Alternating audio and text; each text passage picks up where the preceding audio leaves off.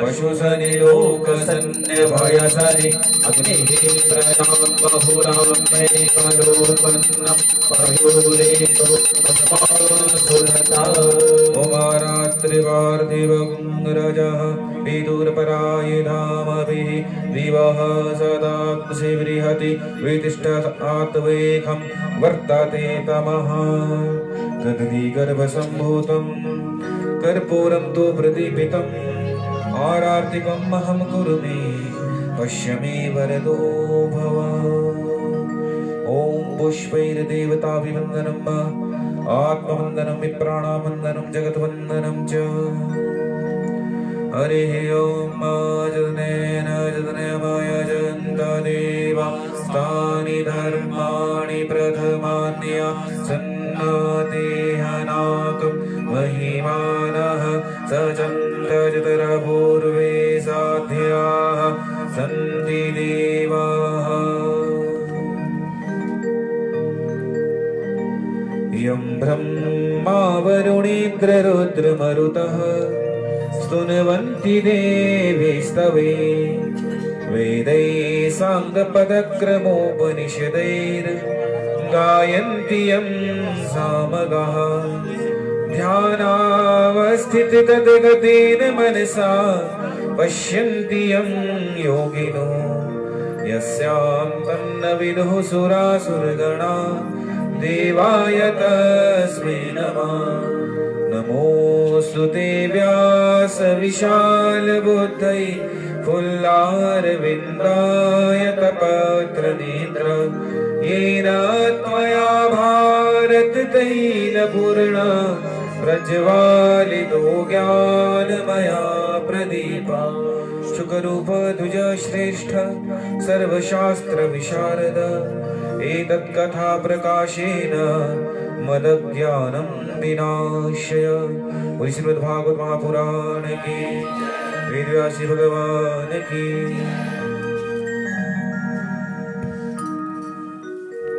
जय राधे हरि बोल। जय राधे हरि बोल। जय जय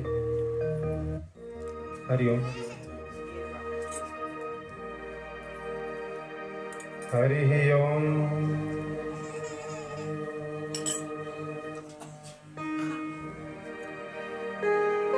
हरि ओम।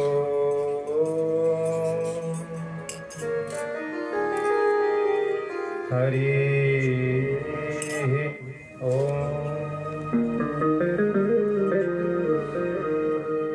नमः परमहंसाय स्वादितचरणकमलचिन्मकरन्दाय भक्तजन्मानसनिवासाय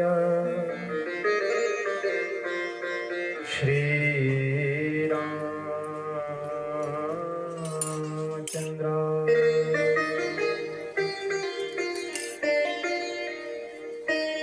ध्येयं सदा परिभवग्नमभीष्टदोहम् तीर्थास्पदं शिवविरिञ्चिनुतं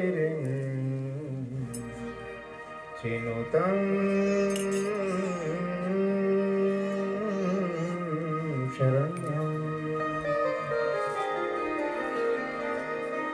मृत्यार्तिहन् प्रणतपालुभवाब्धिपूतम्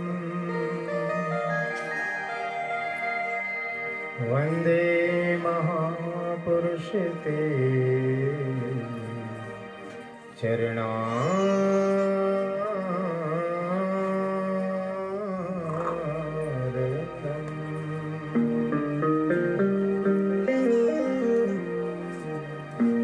वंशी विभूषितकरानवनीरद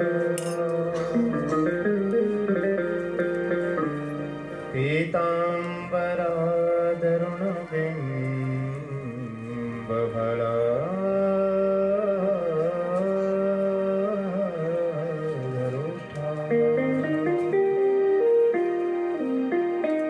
पूर्णेन्दु सुंदर मुखादरविंद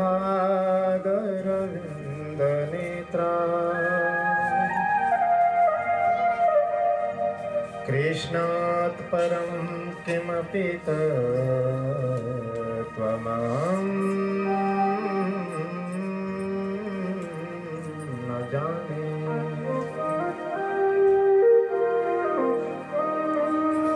लोकाभिरामं रणरङ्गधीरम्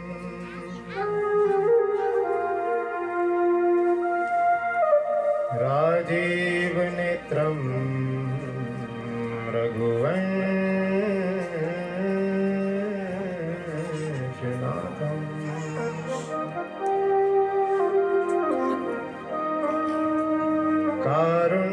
कारुण्यरूपं करुणाकरन्तम्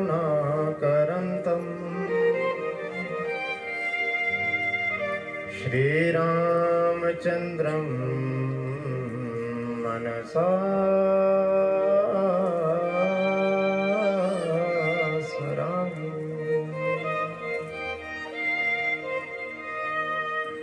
श्रीचन्द्रदेवं शिवमम्बद्वितीयम् भस्मावलिप्तं शशिशोभ्रवर्णम् पद्मासनस्थं सुखदां यतीन्द्रम् वाकायचित्ते सततं भजेऽहम्।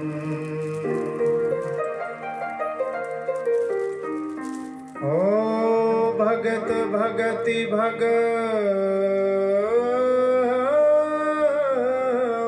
गुरु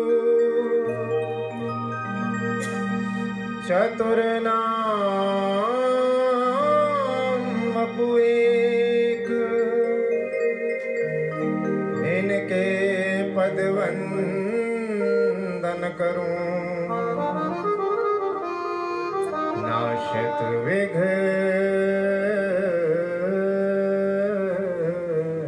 अनेक।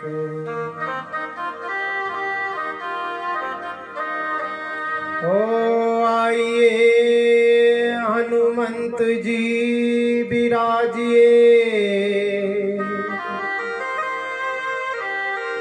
कथा कहूँ मति अनुसार प्रेम से गादी बैठो आइए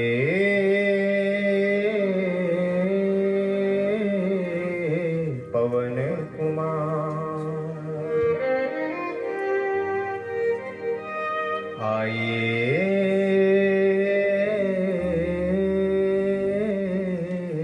पवन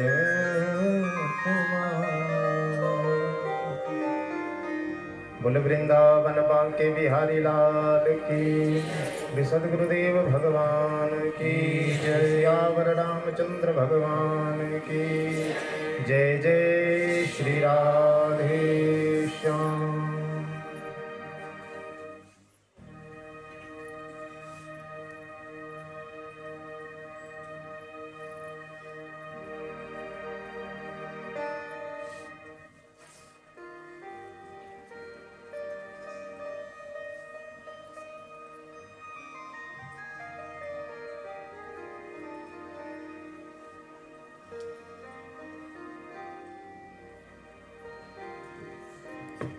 जीवन रससार सिंधु सरोवर सुमुद्भूत पंकज कमल अद्वितीय मूर्ति निखिल जगन्नियंता शारंग पाणी पुण्य श्लोक शिखामणि अखंड चिन्मय दृष्टि से युक्त शुद्ध सत्वमय सर्वज्ञ परमात्मा स्वरूप निर्विकार आदि पुरुष षडेश्वर से संपन्न तीनों गुणों के अधिष्ठाता सुखदायक दया के समुद्र शरणागत वत्सल भक्तवांछा पारिजात कल्पतरु नंदनंदन यशोदानंद वर्धन चितचोर माखन चोर कृष्ण कन्हैया श्री बाल कृष्ण भगवान। बोलिए बाल कृष्ण भगवान की। और इन्हीं वेद वेदांत विद्यानंद कंद श्री कृष्ण चरण मकरंद मिलिंद महान भाव की वांगमय प्रतिमूर्ति श्रीमद् भागवत महापुराण। बोलिए श्रीमद् भागवत महापुराण की। प्रातः स्मरणीय अर्चनीय वंदनीय पूजनीय श्री गुरु चरणारविंदों में नमन करते हुए बहुत भावन भगवान भोलेनाथ शंकर भगवान का आवाहन करते हुए वाणी के अधिष्ठात्री देवी मां सरस्वती का वंदन करते हुए प्रार्थना करें मां से वो मां हमें कथा कहने की और हम सभी को कथा श्रवण करने का सामर्थ्य प्रदान करें। कुल देवता श्री कुथेश्वर महाराज के चरणों में वंदन, बाइष्टिका महाराज के चरणों में वंदन, मां बगलामुखी देवदार देवता देवधार समस्त देवी देवताओं के चरणों में प्रणति पुष्पांजलि अर्पित करते हुए मंडल पर आवाहित स्थापित पूजित समस्त देवी देवताओं के चरणों में वंदन। यजमान परिवार के द्वारा आवरणित समस्त कुल पुरोहित सहित समस्त ब्राह्मण वृंद, ज्येष्ठ श्रेष्ठ विद्वत वरेण्य, समुपस्थित समस्त यजमान परिवार, शक्ति भक्ति स्वरूपा मातृशक्ति और स्नेहमय बाल वृंद। बोलिए गोविंद भगवान की। बड़ा प्यारा भाव शर्मा परिवार गर्ग परिवार का मदनलाल शर्मा जी के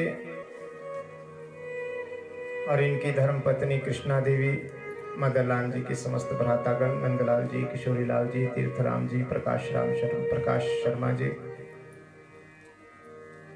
बड़ा प्यारा भाव इनके पुत्र सुपुत्र पुत्र पुत्र वधुएं पौत्र चाचा जी ताया जी समस्त मिलकर आपके इस चौरी जुपड़ नाम ग्राम में भगवान की अनुपम लीला कथाओं का वर्णन रस प्रवाह हो रहा है। बड़े प्यारे भाव से समस्त यजमान परिवार सेवा कर रहा है।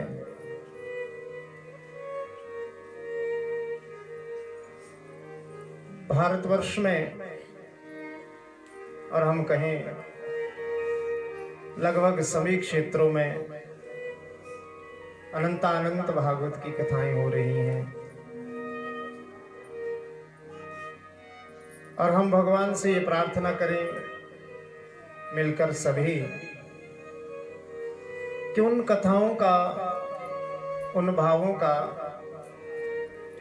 शब्द रूपी भाव समर्पित करते हैं समस्त यजमान, वो भाव किसी न किसी रूप में और किसी न किसी प्रकार हमें अपना संपूर्ण आशीर्वाद और संपूर्ण भगवान हमें कृपा प्रदान करें। बोलो गोविंद भगवान की। कामना कोई भी हो भगवान उसे अवश्य पूर्ण करते हैं। यजमान परिवार की कामना सदैव शुभ होता रहे और भगवत कृपा हमारे और हमारे समस्त परिवार पर भगवान की बनी रहे। इस भावना से भागवत की अनुपम कथा का आयोजन करवा रखा है। आप सभी का ये भाव भगवान ग्रहण करे और हृदय में भगवान का प्रकाश हो।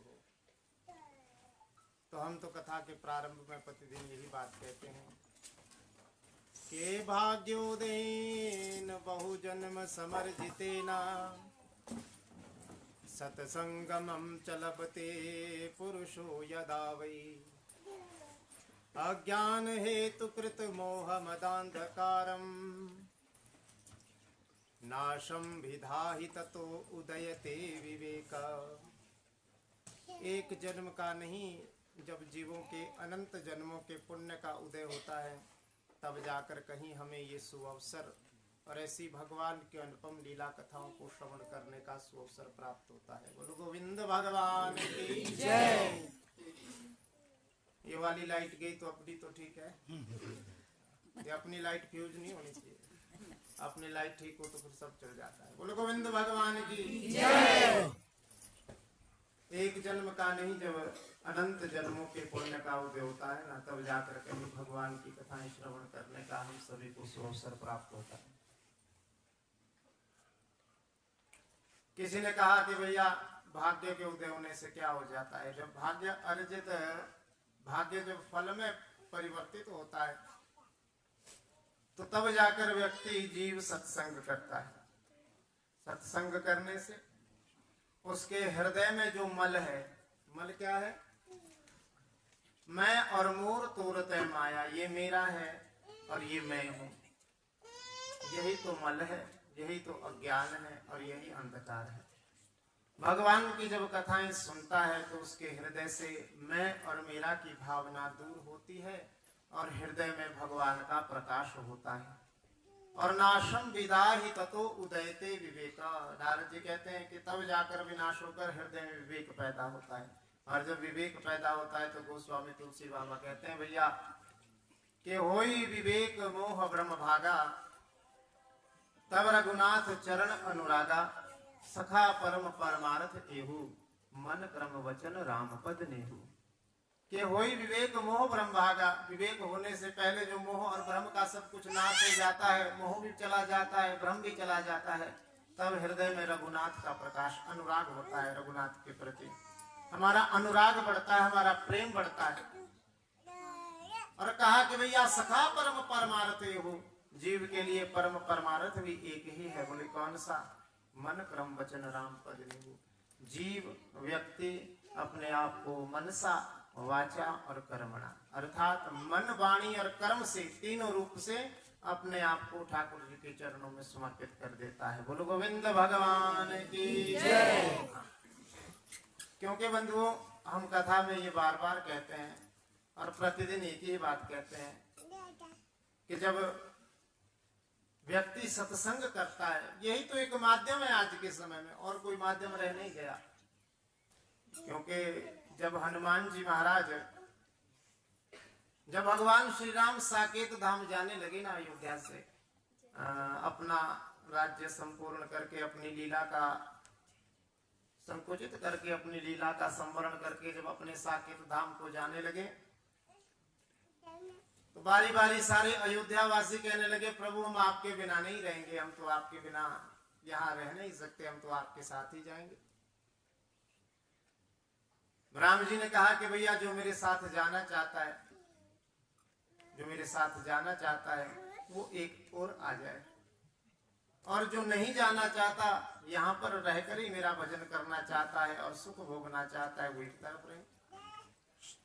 जो मेरे साथ जाना चाहता है वो तो एक तरफ रहे और सरजू जी में मेरा नाम लेते हुए डुबकी लगाए तो साकेत धाम पहुंच जाएगा।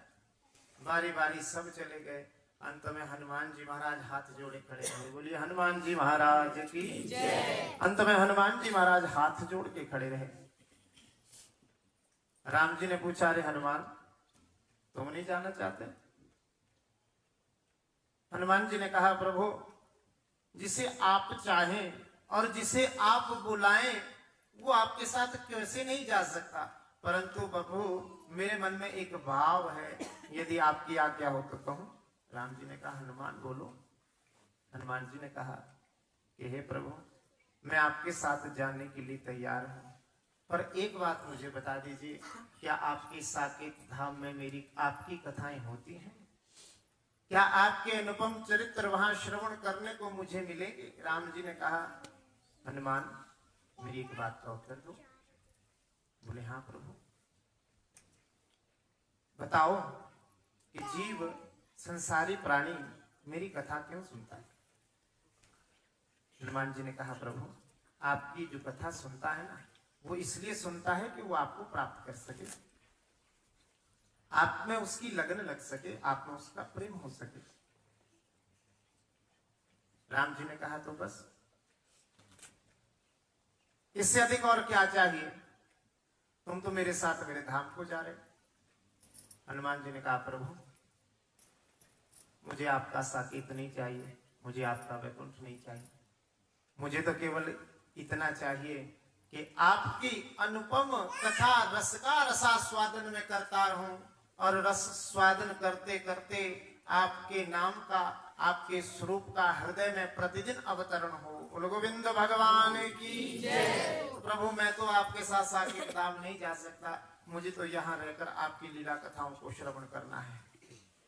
राम जी ने कहा धन्य हो हनुमान, धन्य हो हनुमान, तुम्हारा ये प्रेम और तुम्हारा ये समर्पण। जाओ मैं आशीर्वाद देता हूँ, कलयुग के अंत तक धरती पर रहना, मेरी कथाओं का रसपान करते हुए और मेरी ही कथाओं का सुंदर भाव के साथ विचार और सुंदर भाव के साथ प्रसार करते रहना। और तब से लेकर हनुमान जी महाराज आज भी इस धरा धाम पर हम सभी के कष्टों का और भगवान की लीला कथाओं का श्रवण करते हैं, क्योंकि ऐसा वर्णन आता है जहां पर भगवान की कथाएं होती है ना महाराज, वहां पर हनुमान जी अवश्य आते हैं, सूक्ष्म रूप से बैठ जाते हैं और कथा सुनते हैं। तो ऐसा भाव, और यही भाव बड़े भाव से कबीरदास जी कह रहे हैं, कबीरदास जी यही बात कह रहे हैं। अंत समय में कबीर बाबा कहने लगे कि राम संदेशा भेजियो और दिया कबीरा रोए, जो आनंद सत्संग में सोवे कुंठ न होए। कबीरदास जी से किसी ने पूछा कबीरदास जी आप रो क्यों रहे भैया, आप क्यों रो रहे? कबीरदास जी कहने लगे कि राम संदेशा भेजियो, मेरे राम ने मुझे संदेशा भेज दिया। इस संदेश, क्या संदेशा भेजा कि कबीर अब आजा, बहुत हो गया, बहुत तूने मेरा भजन कर लिया, अब तूने मुझे प्राप्त कर लिया। तो कबीरदास जी कहते हैं दिया कबीरा रोए।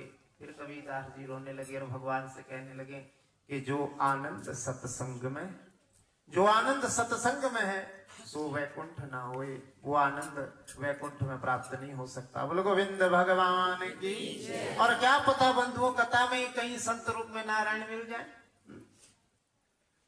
ना जाने किस रूप में नारायण मिल जाए। यदि हम शास्त्रों को मानते हैं और यदि भगवान की कथाओं में हमारी दृढ़ भक्ति है तो हम इस बात को नहीं भूल सकते, इस बात को हमें मानना ही पड़ेगा।